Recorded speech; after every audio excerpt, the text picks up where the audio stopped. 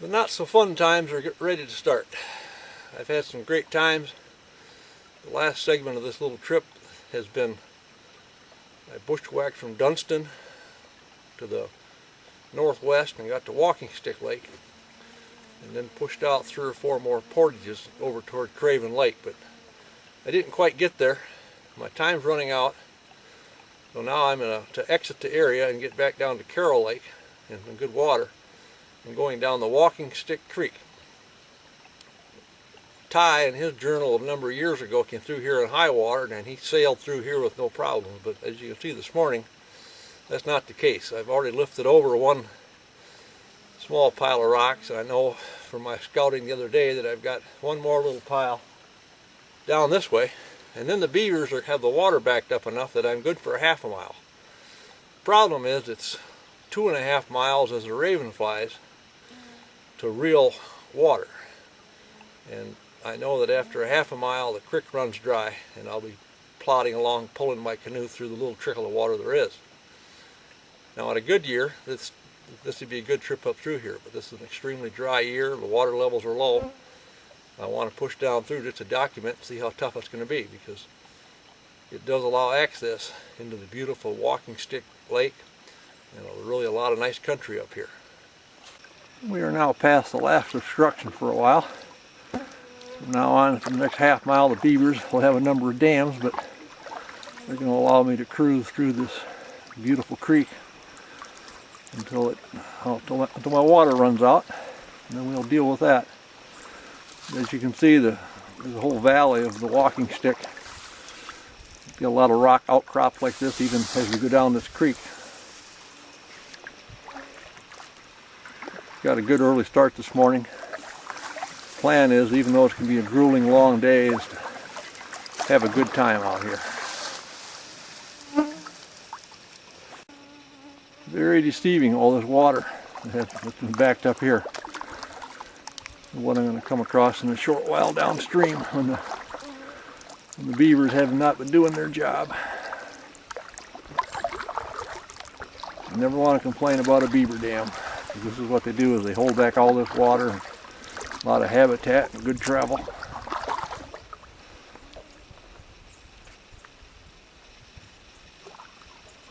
This is the first of half a dozen beaver dams I'll run into. Mostly by the time I get past that big tree you can see standing there in the draw that way down there. You can see how there's less water after every dam. It'll keep dwindling down for a few more. Still a beautiful morning though. Well, the dams have run out, and so much is our paddling water, so now it's time to start trying some different tactics and see what works.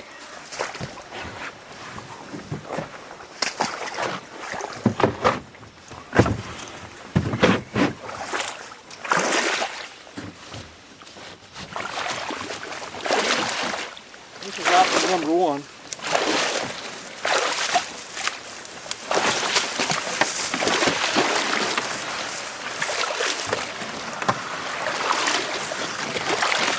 These little pockets of water, and then the next thing is on a sandbar or dirt bar.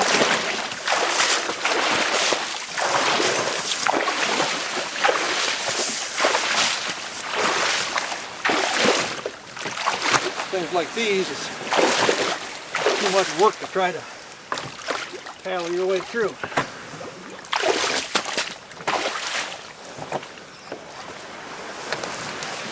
Well, the first hour went good.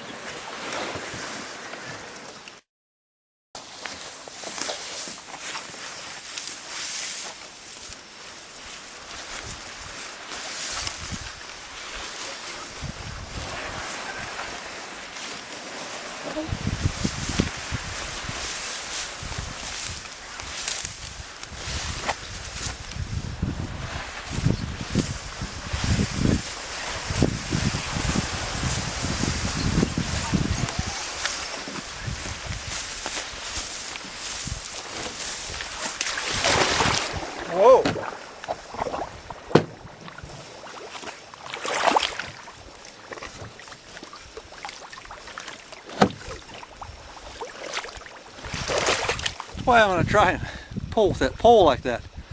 Some of these soft spots get kind of rough. The pole worked out as a pretty good option in that narrow section of the creek.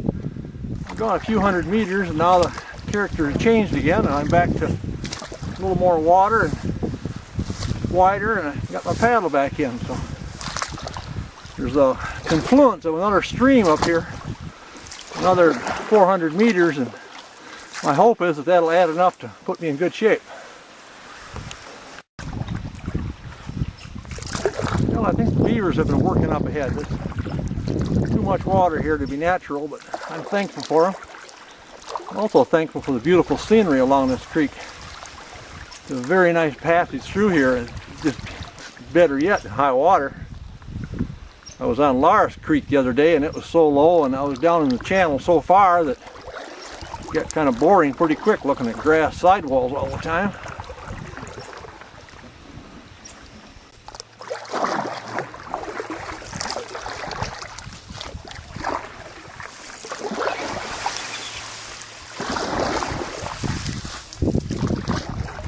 Looking really nice.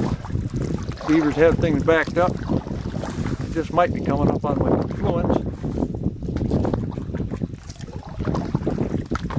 It's unbelievable. If you notice, I'm going straight. There's a little bit of a something. We'll just skim right through this.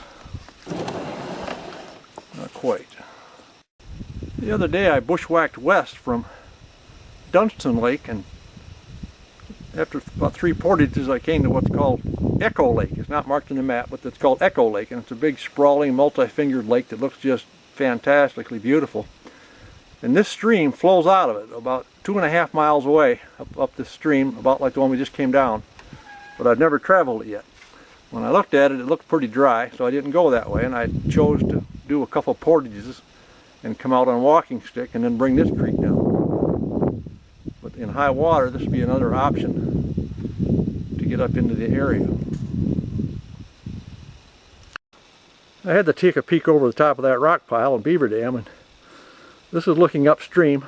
Got a lot of water there, but I can guarantee you that it doesn't go that far. And again, with the dry conditions, it's dependent on the beaver activity. But in its time, with enough water, it's probably a good route.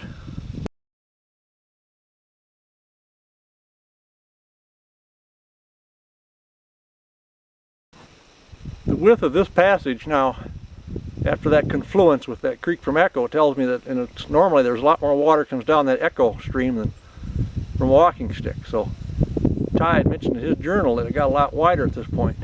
It sure does. It's going to make for a lot nicer trip.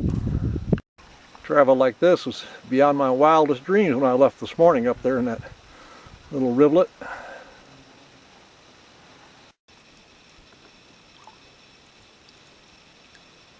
Forest is kind of closed in on both sides here.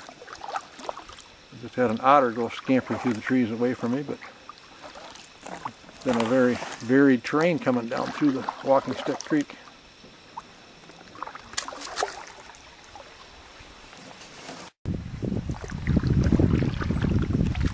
I expected a massive beaver dam there where the rock walls had the creek valley choked down, but there was never a sign of one.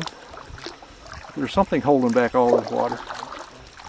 Every turn I make, I know it gets me closer to some real lake water. Here's the beaver dam that's been holding back all that water. But it gave me a very nice full water ride all the way from where that creek to Echo came in. That was 800 meters back. Now it's only 800 meters on out to some real water. So I'm not complaining at all about this, and it looks like there's still some water in this creek beyond the dam. Even after that beaver dam, this channel stayed nice and wide and open. I'm closing in on real water. Well, what I keep saying real water because I expected this to be a little trickle of water with dragging down the middle like you saw previously back there.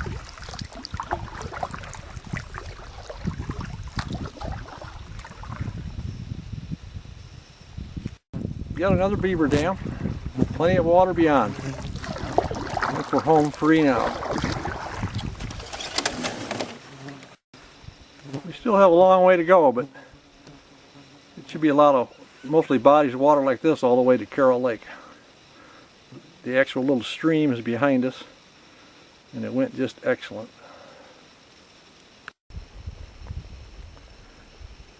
Now that you've seen the hard part of the trip, now let me show you what that was all about up there anyway. The project actually started to try to find a way from Dunstan Lake across to Walking Stick using the lakes on the south end. Ty had done a trip on the north end before, but I was going to do the south end. So I had a very successful thing in finding portages across to Echo, and that's what I'll show you some of the views here now.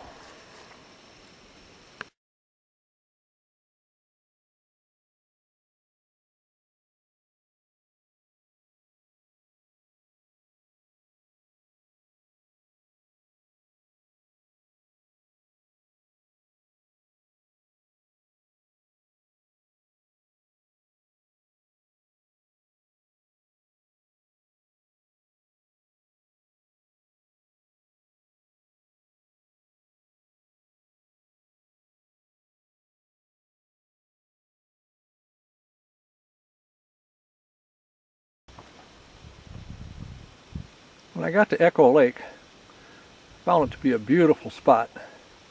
Very sprawling and nice. Just a lot of nice scenery. Camping spots galore, just all sorts of shallow, you know, the rock just tapered off up to the upper land. I knew I'd be coming back, so I didn't linger there, and I checked out the river and leaving there, the stream, and it was so dry that I gave up, and I found 2 more portages and ended up going over to Walking Stick directly. I thought it would be better than going down that 2.5 miles of stream from Echo, not knowing what was there.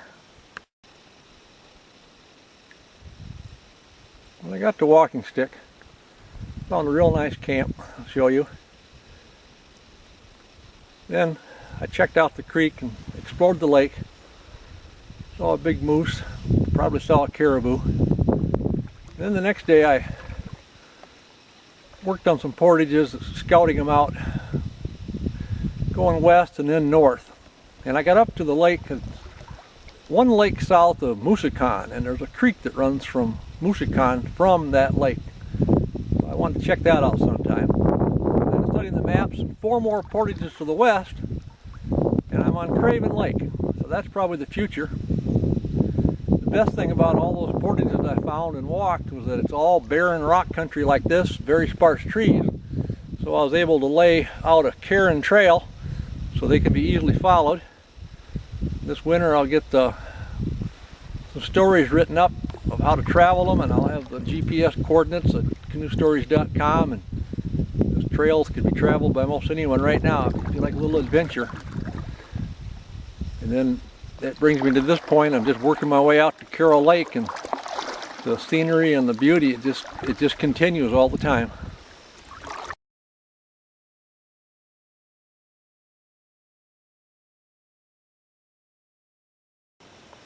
This is my camp here on Walking Stick.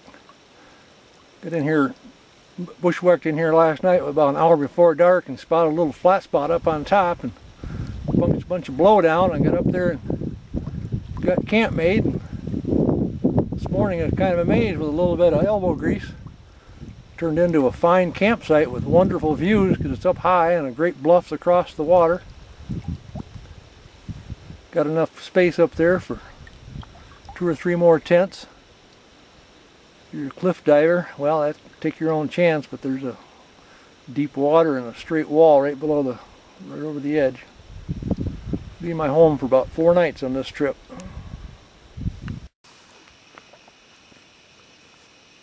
I want to give you a little tour this morning of my Walking Stick campsite and the surroundings. When we're looking for campsites, or ideal campsite we're going to stay a while, we always have our own personal preferences, and one of mine is that it's got to have a nice view. This certainly fits the bill of that. I love the high rock, I love the bare rock and the exposure as I sit out, a chance to watch some animals, see what's going on. I also like the elevation for that reason. I get up above the water a little bit. Things are just so much nicer. This campsite seems to have a lot of going for it.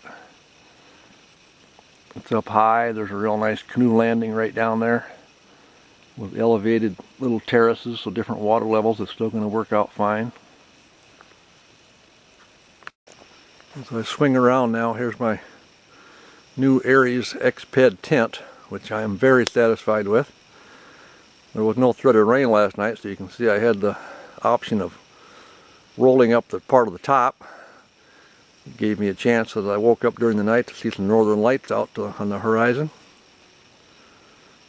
As I swing on around, this is more over toward the rest of my camp area, a short ways away. And this will show you my actual camp area. Here I've got some bare rock to cook on. Especially in these dry years, I don't like ever cooking on moss, with even just firing up my stove. I rarely have a fire because of the same reason. Got a nice reclining thing there. My kitchen bucket came in really handy on this high above the water. I can bring out 5 gallons at a time. As I come around, I found an area over here. Got the deadfall cleared out of the way, and it ended up a nice spot for a few more tents, or if rain threatens, I'll put my tarp up. And again, I don't want to be cooking on dry moss back there, so some of the flat rocks that were exposed I've laid out as a little kitchen hearth there to have my stove going on. As you head up through the brush back there, there's a lot of ground. It's got an incline going up to a nice rock hill that if someone wanted to sleep out on a bare rock on the top, be an excellent spot up there too.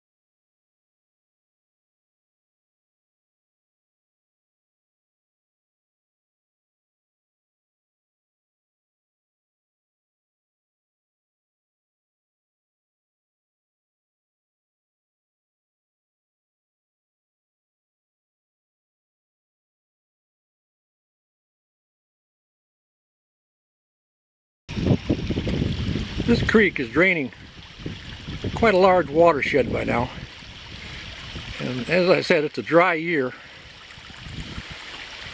You can imagine all the territory that this thing is draining, and that's all the water it's accumulated to come across. But in a good day, it's very obvious that there's a lot of water flows through here by the looks of this rapids and how far out the rock is.